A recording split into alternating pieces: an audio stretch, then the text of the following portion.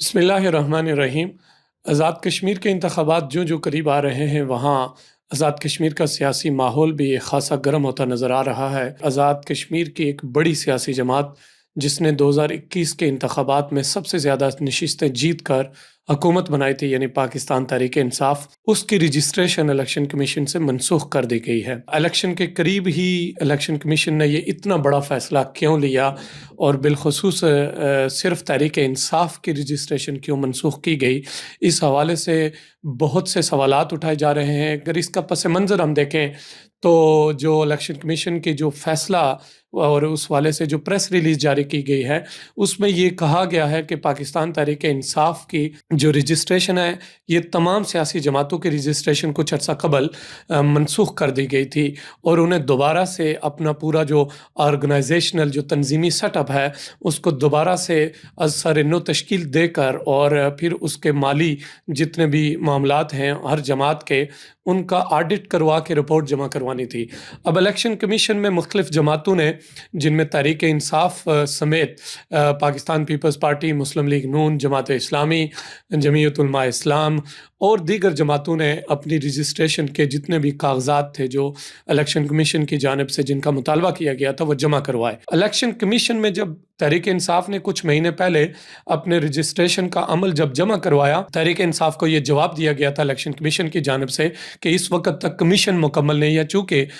Chief election commission کا تقرر اس وقت تک نہیں کیا گیا تھا، تو اس وقت یہ کہا گیا کہ تحریک انصاف کے تمام کاغذات درست ہیں، اس پہ کسی قسم کا کوئی اعتراض نہیں ہے۔ اب جو ہی کمیشن مکمل ہوتا ہے، یعنی کہ چیف الیکشن کمیشن کی تقرری ہوتی ہے، تو پھر تحریک انصاف کو بطور جماعت رجسٹرڈ کر کے اس کے حوالے سے جو اعلان ہے وہ کر دیا جائے گا۔ آزاد کشمیر کی اعلیٰ عدلیہ کے سابق چیف جسٹس مصطفیٰ مغل صاحب اس وقت چیف الیکشن کمیشن ہے، ان کا تقرر کیا گیا۔ وہ اس سے پہلے بھی 2016 کے انتخابات میں چیف الیکشن کمیشن رہ چکے ہیں، لیکن ابھی اس وقت اگر آپ دیکھا جائے تو ان کی جو ساکھ ہے بطور جج، ہائی کورٹ کے جج کی حیثیت سے، چیف جسٹس کی حیثیت سے، پھر اس کے بعد وہ سپریم کورٹ کے جسٹس بھی رہ چکے ہیں، لیکن انہوں نے جب 2016 کا انتخابات کروائے تو اس وقت بھی مختلف سیاسی جماعتوں کی طرف سے ان پہ الزامات عائد کیے گئے تھے، لیکن مجموعی طور پہ ان کے حوالے سے رائے قائم تھی اور یہ غالب رائے تھی کہ ان کی ساکھ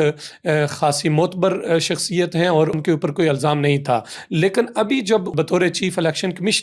ان کی تقرری جب عمل میں آئی تو اس کے بعد سے جب تحریک انصاف نے دوبارہ الیکشن کمیشن سے رجوع کیا تو سب سے پہلے تو تحریک انصاف کو کوئی جواب ہی نہیں دیا گیا، اس کے تاخیری حربے اختیار کیے گئے۔ اس کے بعد پھر تحریک انصاف کے کاغذات کے اوپر یہ اعتراض لگایا گیا کہ تحریک انصاف نے جو کاغذات جمع کروائے ہیں اس میں جو مالیاتی رپورٹ ہے تحریک انصاف کی بطور جماعت، اس کا جو آڈٹ میں جو الیکشن کمیشن کے رولز کے مطابق تحریک انصاف نے خلاف ورزی کی ہے۔ اب تحریک انصاف کے مطابق جتنا بھی آڈٹ رپورٹ پہلے جمع کرائی گئی تھی الیکشن کمیشن میں، اس وقت الیکشن کمیشن کی طرف سے تحریک انصاف کو باقاعدہ یہ واضح طور پہ کہا گیا تھا تحریک انصاف کی بطور جماعت ان کے کاغذات بالکل درست ہیں، ان کے اوپر کسی قسم کا کوئی اعتراض نہیں، یعنی تحریک انصاف کی تنظیمی اور تحریک انصاف کا جو مالیاتی جتنا بھی وہ تحریری مواد وہاں جمع کروایا گیا تھا اس پہ اس وقت تک کوئی اعتراض نہیں اٹھایا گیا تھا۔ اب چونکہ جب الیکشن قریب ہیں اور الیکشن کمیشن نے جس کی سب سے بڑی ذمہ داری یہ ہے کہ وہ غیر جانبدار آزاد کشمیر بھر میں ووٹر فہرستیں جن کی تشکیل اس کا سب سے بڑی ذمہ داری ہے، وہ ووٹر فہرستیں تشکیل دے کر پھر حلقہ بندیوں کے بعد الیکشن کی جانب بڑھے اور انتخابی شیڈول کا اعلان کرے، دوسری جانب الیکشن کمیشن نے ایک بڑی سیاسی جماعت جس کے خلاف جس کی رجسٹریشن منسوخ کر کے ایک الیکشن قریب آتے ہی یہ ایسا فیصلہ سنایا جس سے نہ صرف سیاسی حلقے بلکہ سنجیدہ حلقے بھی یہ سوال اٹھانے پر مجبور ہو گئے ہیں کہ الیکشن کمیشن کا یہ فیصلہ یقیناً شفاف اور جانبدار نہیں ہے، اس میں کہیں نہ کہیں جانبداری کی اور کسی جانب سے پریشر کی بو آ رہی ہے۔ دوسری جانب سوشل میڈیا پہ یہ خبریں گردش کر رہی ہیں، ہم نے گزشتہ روز بھی اپنے ویلاگ میں اس کا ذکر کیا کہ آزاد کشمیر کا جو موجودہ نظام ہے اس کو لپیٹنے کی کوشش کی جا رہی ہے۔ الیکشن کے قریب ہی الیکشن کمیشن کے اس فیصلے کو بہت سے حلقوں کی طرف سے یہ جانبداری کا الزام لگایا جا رہا ہے۔ پھر اگر آپ دیکھیں کہ ایک طرف تو یہ الزام موجود ہے کہ آزاد کشمیر میں عوامی ایکشن کمیٹی کی احتجاج اور اس کے فیصلوں کی وجہ سے پھر مختلف جگہوں پہ عوامی ایکشن کمیٹی اور سیاسی جماعتوں کی درمیان جو چپکلش ہے، اس چپکلش کے بعد کا ماحول ہے، اس کی وجہ سے آزاد کشمیر کی فضا کشیدہ ہو چکی ہے۔ ایک طرف تو یہ ماحول ہے اور دوسری جانب الیکشن کمیشن جس کی ذمہ داری ہے کہ وہ بر وقت انتخابی شیڈول کا اعلان کرے۔ جب وہ بر وقت انتخابی شیڈول کا اعلان کرے گا تو پھر آزاد کشمیر کی سیاسی جماعتیں مشغول ہو جائیں گی، مصروف ہو جائیں گی اپنی انتخابی مہم میں۔ اس کے سیاسی کارکنان یعنی عوام ہر حلقے میں انتخابی مہم میں مصروف ہو جائے گی، تو پھر کسی کو بھی یہ اعتراض نہیں ہوگا، پھر عوام کو بھی یہ ماحول نہیں ملے گا کہ وہ کسی اور جانب یعنی احتجاج کی کال ہو یا کوئی اور کال ہو اس کی طرف توجہ دے سکیں۔ اب دیکھنا یہ ہے کہ آزاد کشمیر میں تحریک انصاف اس انتخابات میں حصہ لینے کے لیے اپنے جو تمام طرح کی کوششیں ہیں ان کو بروئے کار لانا ہے۔ یہ تو تحریک انصاف کے حکمت عملی سے ہی ہمیں نظر آئے گا اور اس آنے والی صورتحال جو ہے وہ سامنے نظر آئے گی۔ لیکن یہ بات بالکل یہ درست ہے اور بہت سارے تجزیہ نگار بھی اور مختلف حلقوں کی طرف سے بھی یہ باتیں ہو رہی ہیں کہ آزاد کشمیر میں اس وقت تک تحریک انصاف اتنی مضبوط پوزیشن میں نہیں تھی۔ اگر بطور جماعت اسے الیکشن لڑنے دیا جاتا تو آزاد کشمیر میں اس وقت پیپلز پارٹی کی حکومت ہے اور مسلم لیگ نون ایک بڑی جماعت ہے جس کا آنے والے الیکشن میں یہ قیاس آرائی تھی کہ ان دونوں پارٹیوں کے امیدواران کے درمیان ایک بڑا انتخابی معرکہ دیکھنے میں نظر آئے گا۔ لیکن تحریک انصاف اس ساری صورتحال میں آزاد کشمیر میں کہیں بھی، چونکہ تحریک انصاف کی جو موجودہ قیادت تھی اس نے پارٹی کو اس انداز میں آزاد کشمیر بھر میں بطور تنظیم، بطور پارٹی اور عمران خان کا جو سیاسی جو سوچ ہے یا نظریہ ہے یا ان کی جو تحریک انصاف کی اس وقت پاکستان میں صورتحال ہے، اس والے سے آزاد کشمیر کی جو پی ٹی آئی کی لیڈرشپ تھی اس نے اس انداز میں اپنی جماعت کو آزاد کشمیر بھر میں متحرک نہیں کیا۔ اسی وجہ سے اس ساری صورتحال کی وجہ سے سیاسی تجزیہ نگار اور مختلف حلقے یہ کہتے ہیں کہ اور ان کی یہ بات کسی حد تک درست ہے کہ آزاد کشمیر میں پی ٹی آئی کی وہ حیثیت نہیں تھی کہ وہ اگر انتخابات میں جاتی تو ان دو بڑی سیاسی جماعتوں کو شکست دے کر وہ ایک بڑی جماعت کے طور پر سامنے آتی۔ لیکن اب الیکشن کمیشن نے یہ متنازع فیصلہ جاری کر کے الیکشن کے قریب ہی، اور وہ جو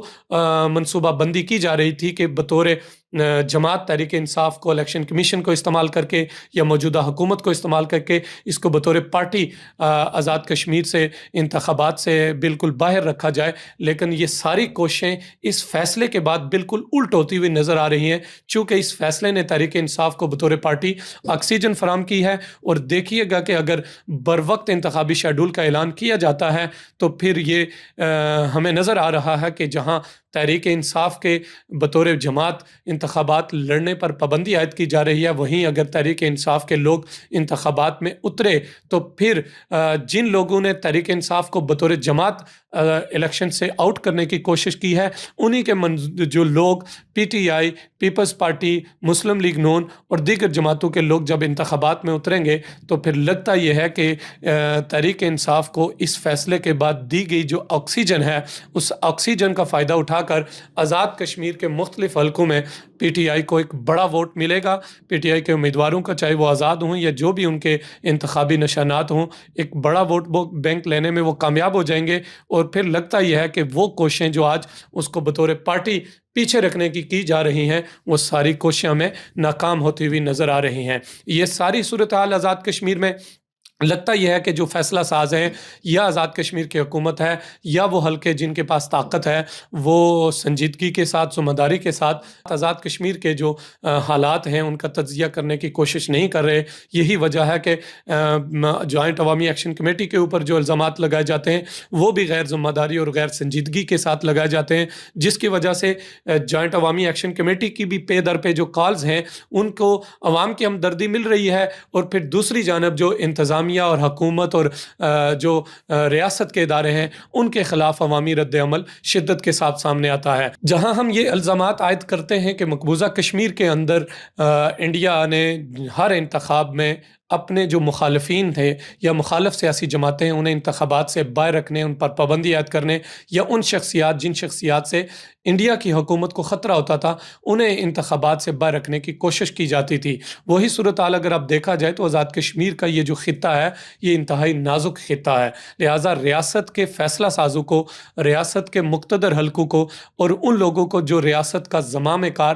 جن کے ہاتھ میں ہے انہیں بھرپور سنجیدگی کے ساتھ، ذمہ داری کے ساتھ ایسے فیصلے کرنے چاہیے تاکہ آزاد خطے کے اندر جو ایک نازک صورتحال ہے، جو نازک خطہ ہے، اس میں ایسے فیصلے نہ ہوں جنہیں جواز بنا کر جہاں عوامی رد عمل آپ کے خلاف نظر آئے وہیں انہیں جواز بنا کر دیگر ایسے حلقے یا پاکستان مخالف قوتیں جو ان جوازات کو آپ کے سامنے رکھ کے آپ کے خلاف استعمال کر سکیں۔ یقیناً آنے والے انتخابات جو ہیں اگر وہ بر وقت ہو جاتے ہیں تو اس میں پھر تحریک انصاف ہو یا پیپلز پارٹی ہو یا مسلم لیگ نون ہو یا دیگر جماعتیں ہوں، کون ان انتخابات سے حکومت میں سامنے آتا ہے یا کون جیت کر حکومت بناتا ہے۔ اب الیکشن کمیشن آنے والے انتخابات کو صاف اور شفاف کرا سکے گا یا نہیں یہ تو آنے والا وقت ہی بتائے گا، لیکن وقت سے پہلے ہی الیکشن کمیشن کی ساکھ متاثر ہو چکی ہے اور اس کے اوپر یہ الزامات عائد ہو چکے ہیں کہ الیکشن کمیشن جانبدارانہ کردار ادا کر رہا ہے اور شاید آنے والے انتخابات بھی صاف اور شفاف منعقد نہ کیے جا سکیں۔ اجازت دیجیے، اللہ حافظ۔